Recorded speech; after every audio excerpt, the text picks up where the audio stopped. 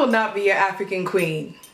No matter how many Erykah Badu type turbans I tie on my head, I will not be your Nefertiti, please. It's 2018 and your ignorance is still showing. I could teach you a new language just by pronouncing my name correctly.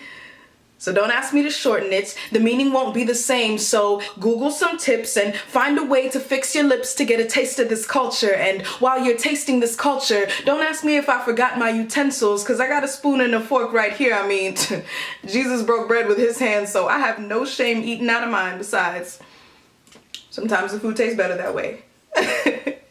And you know what's ironic? The same people who once laughed at our features are now coloring outside of the lines of their lips, and if they can afford it, getting injections of insecurity and calling it augmentation while still trying to deny that they want to look just like us. I spent too much of my life searching through my physical for traits I could be proud of, wondering what exactly was on me that was made in the image of God, failing to realize that I would not see his image on the outside until I found him on the inside, and that is where I found my African pride. I had to die first to understand how diverse I could be in Christ. And while we're on the subject, don't touch my hair.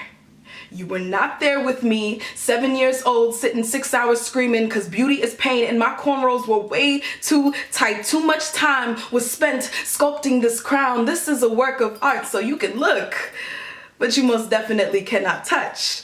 That means whether I'm wearing wigs or weaves or braids and beads like the Fulani, keep your hands to yourself, especially when my Afro beats. I see you jamming to our Afro beats, dancing along to our tunes, singing along to our notes, yet you tune in and take notes on how to copy our culture. But taking our customs word for word without giving us credit is called plagiarism, and quite frankly, it's not cute.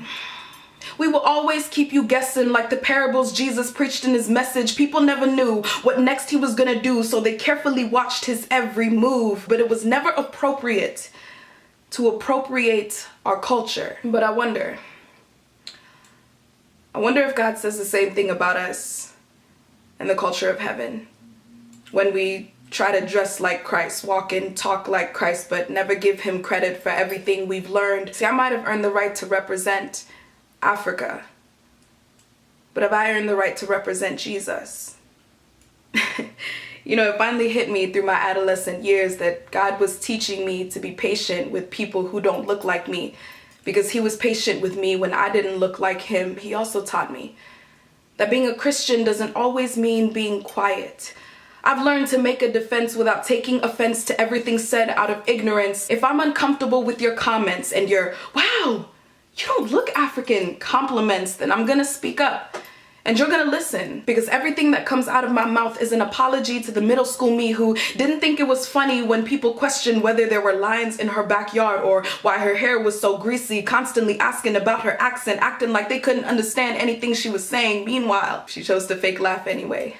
But today, not only am I more than confident in who I am, whose I am, and where I come from, but I'm also more than confident in where I'm going. Are you?